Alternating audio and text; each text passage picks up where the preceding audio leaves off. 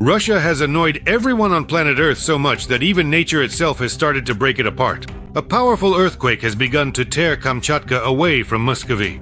As a result of the tremors, the southern part of Kamchatka shifted 2 meters to the southeast, that is, farther away from Moscow.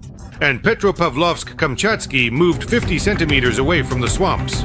It's shaking and trembling like a very enthusiastic partygoer at a lively celebration. Look closely, it's about to...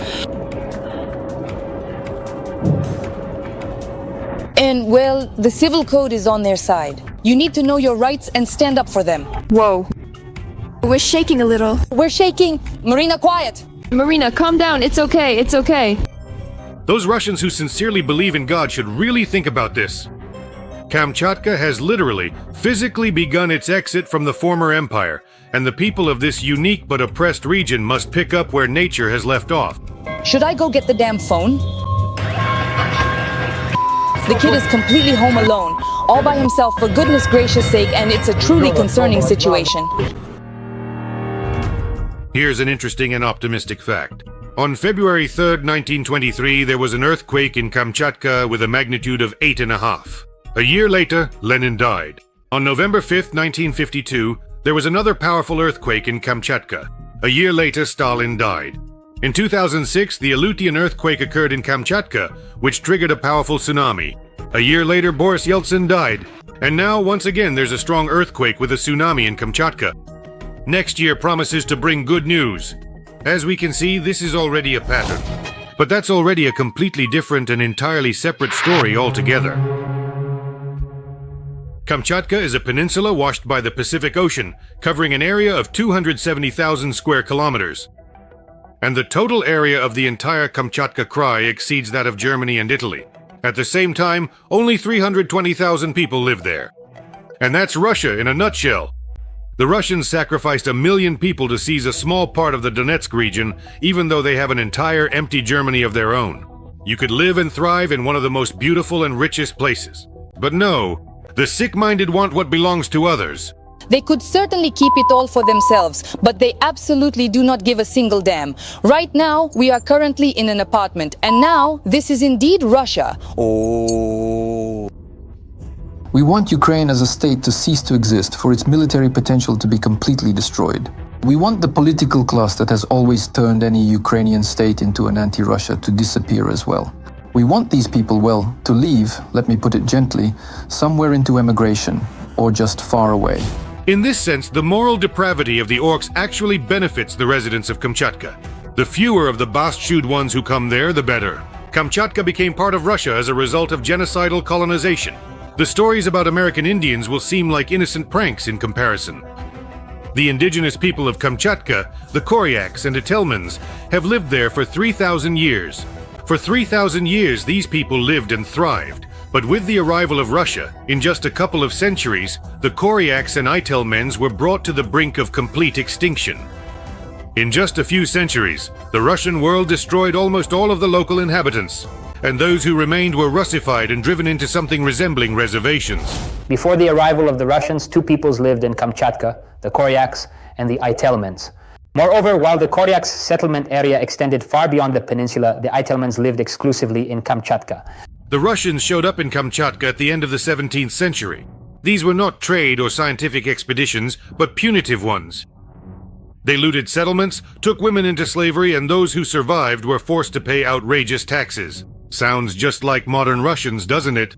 This is precisely what the long-awaited expression of the people's will truly looks like in the so-called denazified territories as it unfolds. The indigenous peoples did not tolerate such guests and launched a large-scale war of liberation against the occupiers.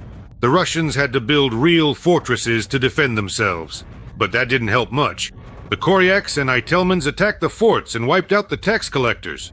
In 1706-1707, one of the first major Itelmen uprisings took place. At that time, they besieged the Nizhny Kamchatsk fortress. The newcomers began to rob and kill the Koryaks and Itelmens. They responded with uprisings. At first, only the Koryaks rebelled. In 1700, they destroyed the detachment of the Cossack Potap Syuryukov, and in 1705, the detachments of Boyarsky's son, Fyodor Protopopov, and Vasily Shelkovnikov. In 1731-1732, the Atelmans rose up again. The reason was an attempt by the newcomers to steal women. The locals once again burned down the Upper Kamchatka fort and sent the newly arrived Muscovites to the afterlife. In response, the Russians organized a punitive raid, but not against the warriors. Instead, they targeted peaceful settlements, burning homes and killing the population. Astonishingly, Moscow wages war in exactly the same way even today. For every strike by Ukrainian drones on oil refineries or military facilities, the Russians bomb residential neighborhoods in peaceful cities. It was like a flash, and then the glass started flying. After that, I was basically on autopilot, grabbing things, getting dressed, trying to catch the dog. All in all, we've lived in this house for 60 years. These neighbors were born here. The house. Look at these walls. These walls are what saved me. 10 years later, in the 1740s, it was the Koryaks who rose up. This period went down in history as the Koryak Wars. They couldn't defeat the Koryaks in battle, so the Muscovites resorted to a scorched earth tactic. They began destroying the herds of reindeer raised by the locals, effectively causing a famine. The Koryaks were forced to make peace, but conflicts continued to flare up for another 20 years. In short, as soon as the inhabitants of Kamchatka got a closer look at Russian rule, the entire peninsula erupted in flames. As a result of punitive actions, disease, and famine, the local population of Kamchatka was catastrophically reduced. Today, there are fewer than 3,000 Itelmans left, and only about 7,000 Koryaks. A horrifying fact: thousands of indigenous people died from diseases brought by the Russians. Smallpox and influenza wiped out entire settlements. In Russia, people love to accuse Americans and Europeans of bringing epidemics to the Native Americans. But as it turns out, they themselves have blood on their hands. Ironic. The genocide of the Koryaks and Itelmans is still ongoing today, and in scale it may even surpass the period of colonization.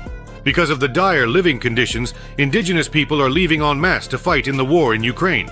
Entire villages are left without men. In Kamchatka, officials even mockingly awarded one of the settlements the title of Village of Military Glory. In Sedanka, Kamchatka, every man has left to fight in this special military operation. There's no one left to chop firewood for heating stoves. This is a settlement inhabited specifically by indigenous peoples. If this isn't genocide, then what is? According to Wikipedia, about 400 people live in this small northern village. In reality, only 224 residents remain here, 67 of whom are children. Sedanka is a national village. Almost all of its inhabitants are Koryaks or Itelmans. We were really hoping to experience the local cultural flavor, but instead we arrived at the most depressing place we've ever seen. People here do not lead a traditional way of life and don't even try to preserve their culture. They're just trying to survive. It's telling that Kamchatka is considered a relatively prosperous Russian region. Salaries here are on average higher than in the rest of Russia, but the local peoples live in utter poverty. Their traditional way of life has been destroyed, and the only way to make a living is by running away from FPV drones. And most able-bodied fishermen have gone to the special military operation zone. All the housing stock was built back in Soviet times. It's all eaten away by mold. Even if you can't see it with your eyes, you can easily tell by the smell. Most of the houses have neither running water nor warm toilets. Life here has come to a standstill. Kamchatka is an incredibly rich region that, without exaggeration, feeds Moscow. Gold and red caviar are extracted here. The fishing industry brings in huge profits, but most of it, of course, goes beyond the garden ring. By Russian standards, locals earn a decent salary, on average as much as $1,000. Let me remind you, that's for extracting gold and caviar. For comparison, on the Japanese island of Hokkaido, the average salary is $2,500, and they don't have gold there. 229. At Pyateroshka, it's 169. So where are the tomatoes? What, no tomatoes? There are only these scrawny cherry tomatoes. 339. With a discount, it was 425. Let's go check out the yogurt. We're close to answering the question. What? It appears that 3 distinct Irans are currently spinning rapidly. The residents of Kamchatka are being shamelessly and criminally robbed. Their labor is devalued. Just imagine if all the profits from fishing and mineral extraction stayed on the peninsula. 320,000 people would be among the richest in the world. What's also surprising is that Moscow invests almost nothing in the region, it only drains resources. In a territory larger than Germany, there are only 1,200 kilometers of roads. For comparison, on Japan's Hokkaido Island, there are 85,000 kilometers of roads. On Kamchatka, you could say there is basically no infrastructure at all. In 300 years of occupation, Russia hasn't even managed to build roads there. It's astonishing and very telling for Mordor. I pay a transport tax of 4,000 but there are no roads. And from our village to Belgo, to the federal highway, it's 50 kilometers. But what's the point of having a car if there are no roads? Why have a car? Where do you even drive? Kamchatka is the most remote place from Moscow, which means it has the best opportunities to tell the overfed pseudo-capital to get lost. There are at least geographical and social reasons for this. The Agency for Political and Economic Communications has stated that Kamchatka is among the regions with high protest potential, and this potential may already manifest itself in the upcoming autumn gubernatorial elections. We hope that the current war criminal Solodov, who traveled to the occupied territories of Ukraine and awarded murderers from the 155th Marine Brigade, will leave Kamchatka in a sealed train car. I don't think the people of Kamchatka want to be associated with murderers of civilians and prisoners of war. This shame needs to be washed away, not by an oceanic, but by a people's tsunami. I would like to remind you that this video is created for entertainment purposes and contains elements of satire and irony. All facts and events are presented in a hyperbolized or exaggerated form to convey a comedic or dramatic effect. Our goal is not to mislead, but to highlight humor. Please take it with a smile.